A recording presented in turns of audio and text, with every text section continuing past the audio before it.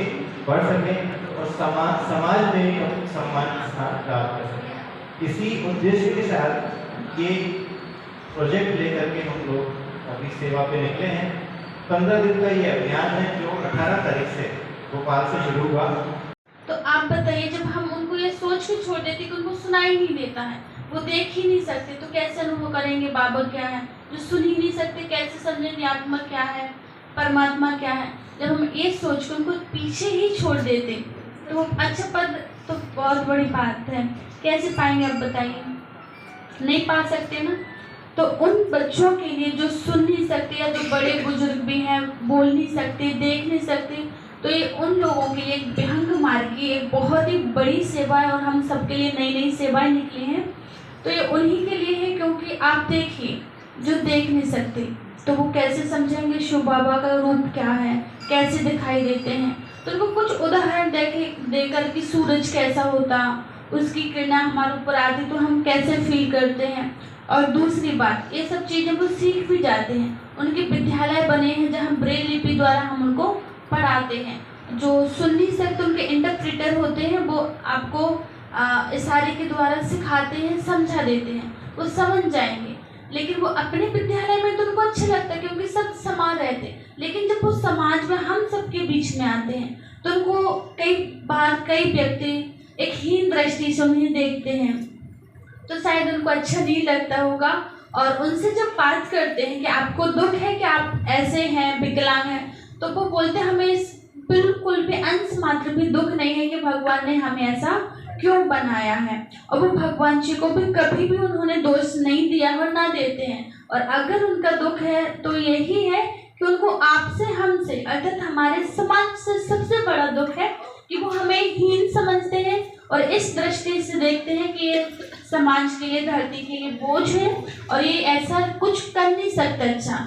तो ये उनका कहना है कि आप समाज में ये जागरूकता फैलाइए कि हम धरती के लिए बोझ नहीं है और हम वो हर असंभव कार्य कर सकते हैं जो कि हम जनरल नॉर्मल व्यक्ति कर सकते हैं।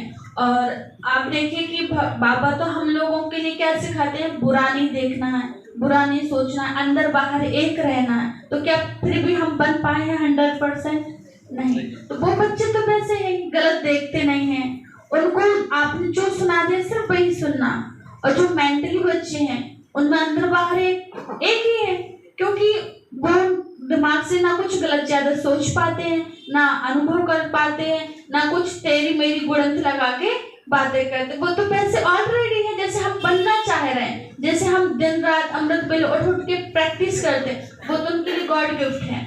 तो ये हमें उन बच्चों को नहीं सिखाना है, ये हमें सीखना और समाज में सिखाना है कि वो उन बच्चों के लिए जो दिव्यांगता है, विकलांगता है, वो उनके लिए श्राप नहीं है बल्कि आज के समय में वरदान है। क्योंकि आज सबसे ज्यादा आप देखिए समस्याएं कब खड़ी होती, जब व्यक्ति अंदर बाहर एक नहीं होता, बोलता कुछ है और करता कुछ है, सोचता कुछ है। तो हमारे परिवार में भी, ऑफिस में भी, सभी जगह समस्याएं खड़ी होती हैं। तो आज हम कितने परेशान हैं इन चीजों से।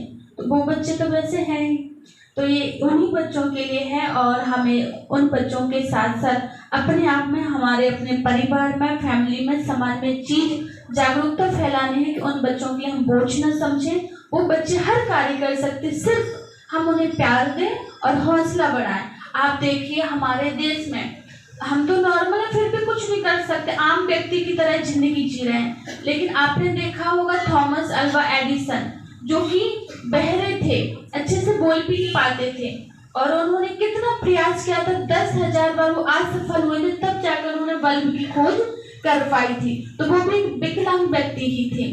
और आपको पता है रविंद्र जैन जो संगीतकार हैं, वो भी दृष्टि उनकी नहीं है, देख नहीं सकते, लेकिन फिर भी उन्होंने क्या किया, अच्छे कुशल संगीतकार बने हैं। ऐसे बहुत सारे उदाहरण आपको देखने में मिलेंगे। और एक श्रीकांत बोला है जो सीओ के पद पर थे, और ऐसे एक जो दृष्टिबाधित बच्चों के लिए उन्होंने एक पढ़ाई लिखाई निकाली है ब्रेल लिपि, जिसके द्वारा जो बच्चे हम तो पढ़ के सीख सुन लेते, देख लेते, लेकिन जिनको देखना नहीं आता वो कैसे समझेंगे छोटा आ है या बड़ा है, क्या छोटी, हम तो नहीं समझ पाएंगे ना। वो मतलब वो नहीं समझ पाएंगे, तो उनके लिए क्या सीखेंगे, क्या पढ़ेंगे स्कूल में। तो उनके लिए ब्रेल लिपि का उन्होंने खोज की थी, तो वो भी दृष्टिहीन थे। तो क्या आप बताइए, जो बच्चे या भाई बहन आज इतनी बड़ी बड़ी तरक्की कर रहे हैं, तो क्या हम उनको विकलांग समझेंगे? नहीं। तो वो विकलांग नहीं है, तो उनको अलग स्कूल में हम पढ़ा देते हैं बच्चों को, जो दिव्यांग स्कूलों में, लेकिन उनको बड़े होकर तो हम सबके बीच में रहना है। तो जो हम सबका नजरिया है उसको उनके प्रति बदलना है, और हमें शुभ भावना शुभकामना रखनी है कि ये भी आगे बढ़े और ये भी कुछ कर सकें। क्योंकि देखिए, हम तो आपके यहाँ करके चले जाएंगे, आपकी दीदियाँ मेहनत करती रहती हैं हमेशा स्कूलों में कॉलेजों में जाकर, लेकिन उसके बाद हम छोड़ देते हैं, भूल जाते हैं। तो हम सबके लिए शुभ भावना शुभकामना रखनी है, और कभी भी कहीं भी कोई ऐसा दिव्यांग भाई बहन मिलते हैं तो हमें उनको रोड क्रॉस करा देना है, या उनके लिए जो हेल्प हमसे बनती है हमें कर देना। और सबसे बड़ी बात, हमारे हाथ पैर होने के बावजूद हम सबसे उम्मीद रखते कि हमारा कोई काम करे, हमारा ऐसा करे, लेकिन आप देखना कि वो कभी किसी से हेल्प नहीं मांगते। आपने कर दिया तो ठीक है। और सबसे बड़ी बात, उन बच्चों के ऊपर भगवान जी की छत्र छाया हमेशा ही रहती है। आप देखिए, जब रोड एक्सीडेंट होते या कोई भी घटना घटती तो किसके साथ ज्यादा होता है? नॉर्मल व्यक्ति जिनके हाथ पर सब कुछ होते। कई बार सुनते हैं कि उसका एक्सीडेंट होगा, उसकी वहाँ मौत हो गई। कभी आपने सुना जो दृष्टि बाधित हैं उनकी एक्सीडेंट हुआ, जो सुन नहीं सकते उनका एक्सीडेंट हुआ? बहुत ही कम, 100 में 10 में एक ही केस ऐसा आता होगा। तो बताइए उनके ऊपर किसकी छत्र छाया है? भगवान की। तो वो जो दिव्यांग अर्थात विकलांग हम बोलते हैं, तो वो दिव्यांग नहीं बल्कि इस दुनिया में दिव्य आत्मा है। ये सोच हमें उन बच्चों के प्रति और ऐसे भाई बहनों के प्रति रखनी है। यही हम सबका उद्देश्य है, यही जागरूकता हमें अपने समाज में आपस में फैलानी है। ओम शांति।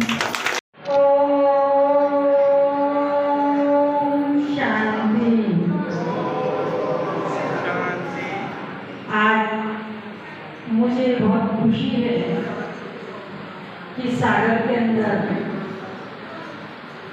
ये जो हॉल है अभी बड़ा हुआ है, और इस हॉल के अंदर पहला कार्यक्रम दिव्यांग आत्माओं का हुआ है। ये बहुत खुशी की बात है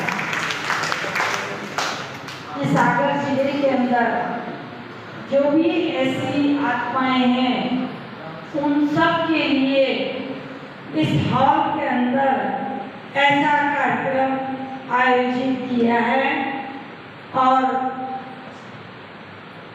वैसे तो इस सृष्टि के ऊपर बहुत सारी आत्माएं हैं, कोई तन से है, कोई मन से है, कोई बुद्धि से है, कोई कई प्रकार से है। तो सर्वश्रेष्ठ परमपिता परमात्मा शिव इस समय इस धरा पर अवतरित होकर के संसार की समस्त मानव आत्माओं का सशक्तिकरण कर रहे हैं। और वो सशक्तिकरण ऐसा है कि मनुष्य आत्माओं को दिव्य गुणों से भर रहे हैं। तो ये कार्य स्वयं निराकार परमपिता परमात्मा शिव इस धरा पर आकर हम मनुष्य आत्माओं को ये ईश्वरीय प्रेरणाएं दे रहे हैं, और हम सब उस ईश्वरीय प्रेरणाओं को पाकर के इस कार्य में निरंतर प्रयास कर रहे हैं, सतत प्रयास कर रहे हैं। और मेरे साथ मेरी बहुत सारी बहनें हैं, हम 20-22 बहनें हैं जो मिलकर के इस सागर जिले का कार्य संपन्न कर रही हैं। मैं ही नहीं, हम सभी मिलकर के परमात्मा के कार्य को आगे बढ़ा रहे हैं। ये मुझे बहुत खुशी है। ओम शांति, ओम शांति। सारे भाई हैं, बहुत सारी माताएं हैं, बहुत सारे कुमार हैं, बहुत सारे फैमिली में रहने वाले, परिवार में रहने वाली बहनें हैं जो इस कार्य में लगी हुई हैं। भी आ रही हैं, मैं उन सब बहनों को, माताओं को, बच्चों को, सबको इस कार्य में सम्मिलित करके और ये कार्य आगे बढ़ा रहे हैं। ओम शांति। बच्चे हैं हियरिंग वाले, जो सुन नहीं सकते, बोल नहीं सकते, जो मंद बुद्धि वाले बच्चे हैं, तो उनको ज़्यादा तो ज्ञान समझ में आता नहीं है। तो ये जो गेम्स बना है, snake ladder, smiley ball, puzzle game, तो उसमें हर जो 7 बॉल है, 7 का नाम दिया है शांति, प्रेम, आनंद, पवित्रता। तो जब उनको बोलते हैं खेलने के लिए कि आपको दिखाया जाता है, उनको समझाया जाता है कि आप जहाँ खड़े हैं तो वो आपका गुण है, और आप जो विकेट में डाल रहे हैं वो आपकी बुद्धि है, तो आपको वो गुण आपकी अपनी बुद्धि में डालने हैं। जितनी बॉल्स आप डालेंगे मानस की, उतनी परसेंटेज आपके जीवन में है। अगर आप 7 बॉल डाल लेते हैं तो आप विनर हैं, और विनर होने के साथ साथ आपके जीवन में वो गुण उतना है। तो अगर आपके जीवन में 100 अर्थात 7 बॉल डाली तो आपके जीवन में 100% वो गुण है। तो आपको इस गुण का क्या करना है, अपने जीवन में और तरक्की करनी है, अपने चारों तरफ भाई बहनों और समाज में फैलाना है।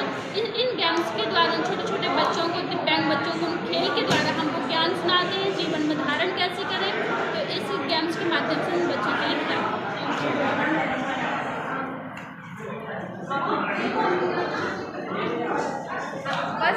रिपीट करना है। आप भी बोलेंगे ना, तो सभी आंखें बंद करके बैठेंगे, आंखें बंद करेंगे, ठीक है। 3 बार ओम की ध्वनि करेंगे। ओम।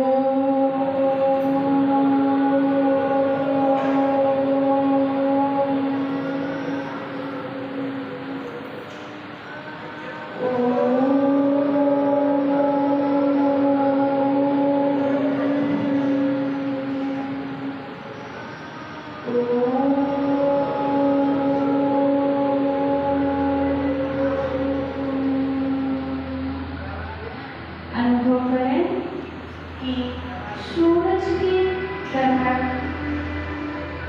जैसे सूरज चमकता हुआ हमें दिखाई देता है, ऐसे ही देखें कि परम पिता परमात्मा सूरज की तरह चमकते हुए हमारे सिर के ऊपर है, और परम पिता परमात्मा से, गॉड फादर से सुनहरी शक्तियाँ हमारे सिर के ऊपर बरस रही हैं, और मैं आत्मा परम पवित्र बनते जा रही हूँ। देखें परम पिता परमात्मा की शक्तियाँ लाल किरणें मेरे माथे के अंदर प्रवेश कर रही हैं, और मैं आत्मा संपूर्ण स्वस्थ बनती जा रही हूँ। अनुभव परम पिता परमात्मा का वरदानी हाथ मेरे सिर के ऊपर है, और परम पिता परमात्मा मुझे सफल होने का वरदान दे रहे हैं, और हम आत्माएं अपने हर कार्य को सफल करने में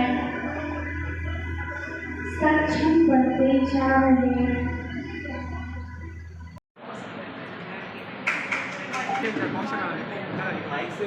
हाँ,